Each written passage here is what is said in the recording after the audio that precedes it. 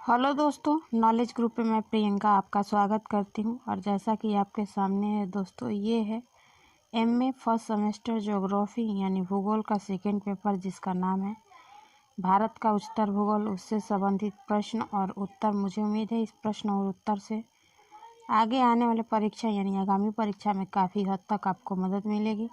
अगर आप हमारे चैनल पर नए हैं तो चैनल को लाइक, शेयर और सब्सक्राइब ज़रूर करें और आगे भी आप हमारे कंटेंट को शेयर कीजिए ताकि और भी मित्र जो हैं उनको मदद मिल सके। जैसा कि प्रश्न है आपके सामने दोस्तों, वो है भारत के प्रमुख शैलों का परिचय दीजिए। या अथवा करके आपसे ऐसे भी प्रश्न पूछे जा सकते हैं कि भारत में धारवाड़ शैल क्रम के वितरण एवं संरचनात्मक विशेषताओं की विवेचना कीजिए। ठीक है, ये तो हुआ प्रश्न। अब जब आप इस प्रश्न का उत्तर लिखेंगे तो सबसे पहले हेडिंग देंगे भारत के प्रमुख शैल क्रम, और इसमें लिखेंगे भारत की शैलों को अनेक वर्गों में वर्गीकृत किया गया, जिसमें बड़े वर्ग समूह, उनके विभाग क्रम तथा उप विभाग सीरीज कहलाते हैं। और ये शैल पृथ्वी के भूगर्भिक इतिहास के विभिन्न कालों में से संबंधित हैं। प्रमुख शैल समूह तथा शैल क्रमों को 4 समूहों में संगठित किया गया है। पहला जो है पूरा कैम्ब्रियन युग की शैली, जिसे आर्कियन तथा धारवाड़ क्रम कहते हैं। दूसरा है पुराण समूह, जिसे धारवाड़ या कुडुप्पा कहते हैं। तीसरा है द्रविडियन समूह, जिसे विंध्यन क्रम कहते हैं। और चौथा है आपके सामने दोस्तों, जैसा कि वो है आर्यन समूह यानी गोंडवाना, दक्कन टाइप या द्रविड़ीय तथा क्वाटरनरी क्रम कहते हैं। ठीक है, सबसे पहले आप लिखेंगे, वो लिखेंगे हेडिंग पूरा कैम्ब्रियन शैल, और इसमें लिखेंगे हेडिंग आर्कियन समूह की शैली, और इसमें लिखेंगे इस समूह के अंतर्गत धारवाड़ क्रम तथा ग्रेनाइट नीस व शिस्ट शैल सम्मिलित है। ये प्राचीनतम शैल प्रायद्वीपीय पठार के लगभग 2/3 भाग पर विस्तृत है और इनका विस्तार कर्नाटक, तमिलनाडु, आंध्र प्रदेश, उड़ीसा, मध्य प्रदेश, बिहार के छोटा नागपुर पठार तथा दक्षिणी पूर्वी राजस्थान के लगभग 1.87% लाख वर्ग किलोमीटर क्षेत्र पर है। महा हिमालय के गर्म में भी ये शैलें पाई जाती है। बहुत अधिक कार्यांतरण के कारण ये शैलें मौलिक रूप से खो चुकी हैं तथा रेदार क्रियांतिक रूप में पाई जाती है, इसलिए इसमें जीवाश्मों का अभाव होता है और केवल आधारभूत शैलों के रूप में स्थित है। इसके क्षरण से ही कालांतर में धारवाड़ के बाद के शैलों का क्रम विकसित हुआ, जो कि इस समूह में 3 मुख्य है। पहला बंगाल नीस, इसका विस्तार पश्चिमी बंगाल, बिहार, उड़ीसा तथा कर्नाटक में है। दूसरा है बुंदेलखंड नीस, यह प्रायद्वीप के उत्तरी सिरे पर बुंदेलखंड में स्थित है। और तीसरा है, जैसा कि आपके सामने दोस्तों, वो है नीलगिरी नीस, यह नीलगिरी पलानी तथा शिवराय पहाड़ियों में विस्तृत है और तथा इसे चरकोनाइट सीरीज के नाम से भी विख्यात है। आगे आप लिखेंगे, दूसरा हेडिंग है आपके सामने दोस्तों, वो है धारवाड़ क्रम की शैलें। लिखेंगे उत्पत्ति, और लिखेंगे विद्वानों के मत में आर्कियन युग में भूपटल के सिकुड़ने के साथ ही आरंभिक पर्वतों का निर्माण हुआ था और इसी समय नीस तथा शिस्त जैसे रेतदार कार्यांतिक शैलें उत्पन्न हुई। कालांतर में अंशांतरणकारी शक्तियों के कारण ये शैलें अपरदित हुई तथा उस पदार्थ के निक्षेपण से प्राचीनतम अवसादी शैल उत्पन्न हुए, जो मारवाड़ क्रम की शैलें कहलाती है। इनमें अत्यधिक कार्यांतरण के कारण जीवाश्मों का अभाव पाया जाता है और यह भी संभव है कि इन शैलों के जन्म के समय तक पृथ्वी पर जीवन विकसित नहीं हुआ था। और इसी प्रकार धारवाड़ क्रम में अग्नेय तथा अवसादी दोनों ही प्रकार के शैलें सम्मिलित हैं। हार्नब्लेंड कोलराइट तथा ग्रेनुलाइट प्रमुख अग्नेय शैल हैं।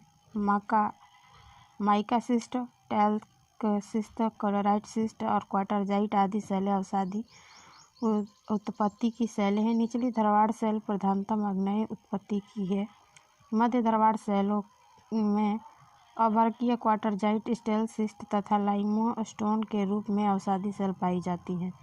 ऊपरी धारवाड़ शैलों को कालमरेट, क्वार्टरजाइट, स्लेट आदि विशुद्ध अवसादी शैलें पाई जाती हैं। इन शैलों में लौह, अयस्क, मैग्नीज, तांबा, जस्ता व सोना आदि धातुएं मिलती हैं। आगे लिखेंगे वितरण। धारा प्रवाह क्रम में शैल प्रधानतम कर्नाटक के धारवाड़, बिलारी के शिमोगा जिलों में विस्तृत है। आगे आप लिखेंगे इसमें दोस्तों, अगला हेडिंग है आपके सामने दोस्तों, वो है पुराण समूह की शैली। लिखेंगे सर, द्रवाड़ क्रम की शैलों के निर्माण के काफ़ी समय बाद विभिन्न विवर्तनीय हलचलों के फलस्वरूप पुराण समूह की शैलें उत्पन्न हुई। सबसे निचले कुटुप्पा क्रम तथा ऊपर विंध्य क्रम की शैलें है। लिखेंगे हेडिंग कुचप्पा क्रम की शैलें, और इस क्रम की शैली द्रवाड़ तथा आर्कियन व निस्त शैलों के ऊपर असंबद्ध के रूप में विभिन्न मोटाई की अनेक समांतर प्राचीन अवसादी परतों के रूप में स्थित है। इनका नामकरण आंध्र प्रदेश के कुचप्पा जिले के नाम पर हुआ था, जहाँ की ये एक विस्तृत अर्धचंद्राकार के क्षेत्र में विस्तृत है, और इनके निर्माण द्रवाड़ शैलों के जलीय अपर्दन के पश्चात अवसादी के नीचे पर से हुआ है। इसमें शैल की क्वार्टरजाइट, स्लेट, चूना पत्थर की प्रधानता है, और इन शैलों का क्रियांतरण में भी हुआ है। ये जीवाश्म रहित हैं, यद्यपि इनकी उत्पत्ति से पृथ्वी पर जीवन का आविर्भाव हो चुका है। और इस क्रम की शैलों को 2 वर्गों में रखा गया है। पहला, निचली कुचप्पा शैली प्राचीन द्रवाड़ शैलों के ऊपर का असंबद्ध रूप से मिलती है। इसमें पापा, घनी व चेयर श्रेणी उल्लिखित है। दूसरा है ऊपरी कुचप्पा शैलों में कृष्ण व नल्लामलाई श्रेणी उल्लेखनीय है। आगे लिखेंगे वितरण में दोस्तों, जैसा कि दिया है कि कुचप्पा शैलों का विस्तार लगभग 22,000 वर्ग किलोमीटर क्षेत्र पर प्रायद्वीपीय एवं हिमालय में है। आगे लिखेंगे आप इसमें। अगला हेडिंग है आपके सामने, वो है विंध्य क्रम की शैली। लिखेंगे ये शैलें कुचप्पा क्रम के बाद निर्मित हुई हैं। विंध्य श्रेणी में अधिक विस्तृत होने के कारण ये विंध्य क्रम के नाम से विख्यात हुई हैं। बिहार में सासाराम के पश्चिम में अरावली सिरे पर चित्तौड़गढ़ तक लगभग 1 लाख वर्ग किलोमीटर क्षेत्र में इनका विस्तार है, और में इनमें बालू, पत्थर, शैल व चूने पत्थर की प्रधानता है, जिसकी परतें 4000 मीटर तक मोटी है, और अनेक स्थानों पर ये शैलें दक्कन ट्रप के शैल से ढकी गई है। अगला हेडिंग है आपके सामने, द्रविड़ समूह की शैलें। लिखेंगे इसमें इस शैल की उत्पत्ति काल कैम्ब्रियन से लेकर मैथ कार्बोनिफेरस काल के तक माना जाता है, और ये शैलें जीवाश्म से युक्त हैं, और इनमें मुख्यतः प्रायद्वीपों की बाहर पाई जाती है। अगला हेडिंग है आपके सामने दोस्तों, वो है आर्यन समूह की शैली। लिखेंगे इसमें कि ऊपरी कार्बोनिफेरस युग में प्लेस्टोसीन युग के मध्य निम्न प्रकार की शैलें विकसित हुई हैं। जैसा कि पहला है गोंडवाना क्रम की शैली। लिखेंगे भूख वैज्ञानिकों के मत ने इन शैलों का निर्माण ऊपरी कार्बोनिफेरस से जुरेसिक युग के मध्य हुआ। विंध्य क्रम की शैलों के निर्माण के पश्चात प्रायद्वीपीय भारत में लंबे अरसे तक विवर्तनिक हलचलें शांत रही। ऊपरी कार्बोनिफेरस युग में विश्वव्यापी हर्षिनियल हलचल के कारण जल स्थल के वितरण में भारी परिवर्तन हुए, जिसे तेथिस सागर के ऊपर में स्थित अंगारा लैंड में काराकोरम, क्युनलुन तथा मध्य एशिया की अनेक पर्वत श्रेणियाँ उत्पन्न हुई। इसी क्रम में हिमयुग का आविर्भाव हुआ, और नदियाँ अपर्दन के द्वारा नदी घाटियों तथा झील बेसिनों के अवसादों से का निक्षेपण हुआ, और दलदल घाटियों में वन उगने जो कालांतर में दलदल के में दबे हुए हैं। बहुत समय के पश्चात वनस्पति का रूपांतरण होने पर कोयले की उत्पत्ति हुई। वनस्पति के अलावा इन शैलों में मछलियों तथा रेंगने वाले जीवों का अवशेष मिलते हैं। वितरण में लिखेंगे प्रायद्वीपीय भारत के गोंडवाना शैल 4 प्रमुख क्षेत्रों में पहली है, पहला दामोदर घाटी, दूसरा महानदी घाटी, तीसरा है गोदावरी यानी वैनगंगा व वर्षा घाटियों में, और चौथा है कच्छ कठियावाड़ यानी पश्चिमी राजस्थान, मद्रास, गुंटूर, राजमहेंद्री, विजयवाड़ा और तिरुचिरापल्ली, रामनाथपुरम की छूट-फूट क्षेत्र हैं। ठीक है, आगे लिखेंगे दोस्तों दक्कन टैप। लिखेंगे क्रेटेशियन युग के अंत में प्रायद्वीपीय भारत के पश्चिमी भाग पर दरारी उद्गार के रूप में व्यापक रूप से ज्वालामुखी क्रिया हुई। इसमें दक्कन के मुख्य पठार का रूप आकृति निर्मित हुई। लावा निक्षेप की अनुप्रस्थ परतें एक दो मीटर से 35 मीटर तक अधिक गहरी है।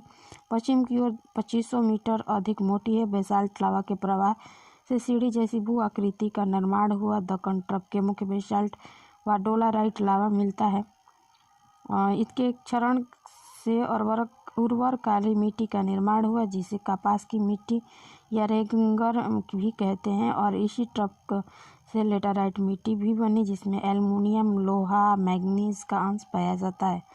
आगे लिखेंगे दगन ट्रैक का विस्तार लगभग 5 लाख वर्ग किलोमीटर क्षेत्र पर महाराष्ट्र के अधिकांश भाग, गुजरात, दक्षिणी पश्चिमी मध्य प्रदेश में है और बिहार के तमिलनाडु के छूट-फूट क्षेत्रों में भी दक्कन ट्रैप की शैल मिलती है। अगला हेडिंग है आपके सामने दोस्तों, वो है टर्शियरी क्रम की शैलें और लिखेंगे इसमें कि इयोसीन युग से लेकर प्लेयोसीन युग तक टर्शियरी क्रम की शैलें निर्मित और यह अवधि तृतीय महाकाल कहलाती है। गोंडवाना भूखंड के विखंडन के बाद भारत का वर्तमान इसी रूप की अवधि में सुनिश्चित हुई। हिमालय की उत्पत्ति भी इसी अवधि में हुई और टर्शियरी कल्प के दौरान ही प्रायद्वीप पठार पर हिमालय के परस्पर विभिन्न भौतिक खंडों का पृथक अस्तित्व प्रकाश में आया और इसी अवधि में शैली, द्रव तथा वनस्पतियों का व्यापक परिवर्तन। हिमालय का उत्थान 4 या 5 चरणों में विभिन्न कालों से हुआ। प्रथम उत्थान ऊपरी क्रेस्टेशियस में हुआ, द्वितीय उत्थान ऊपरी इयोसीन में हुआ। इसी दौरान नारी, मूरी तथा गज समुदाय निक्षेपित हुए। हिमालय का तृतीय उत्थान मध्य मायोसीन में हुआ और इसी समय तक टेथिस सागर में लुप्त हो चुका था तथा हिमालय के दक्षिण में एक छोटी सी खाड़ी उत्पन्न हो गई थी जिसमें नदियों के निक्षेपण होते रहते थे। प्लायोसीन के अंत में इन निक्षेपों का वलय तथा उत्थान के कारण शिवालिक पहाड़ियों निर्मित हुई और इसमें हिमालय का चौथा उत्थान कहा जाता है। अंतिम या 5वां उत्थान प्लेस्टोसीन काल में हुआ जिसमें फिर पंजाल श्रेणी तथा कश्मीर घाट उत्पन्न हुई। आगे लिखेंगे टर्शियरी शैल के हिमालय के क्षेत्र में मुख्यतः पाई जाती है। ये बलूचिस्तान यानी पाकिस्तान के मकरान तट से लेकर सुलेमान कीर्तन श्रेणी हिमालय श्रेणी होती है। बर्मा में अराकान योमा श्रेणी तक विस्तृत है। प्रायद्वीप भारत में केवल तटीय क्षेत्र ही सीमित है। तो ये थे आज के प्रश्न और उत्तर। मुझे उम्मीद है कि इस प्रश्न और उत्तर से काफ़ी हद तक आपको मदद मिलेगी। तो वीडियो पसंद आए तो चैनल को लाइक, शेयर और सब्सक्राइब करिए, ये आपकी भागीदारी है। फिर मिलेंगे नेक्स्ट वीडियो के साथ, तब तक के लिए धन्यवाद। आपका दिन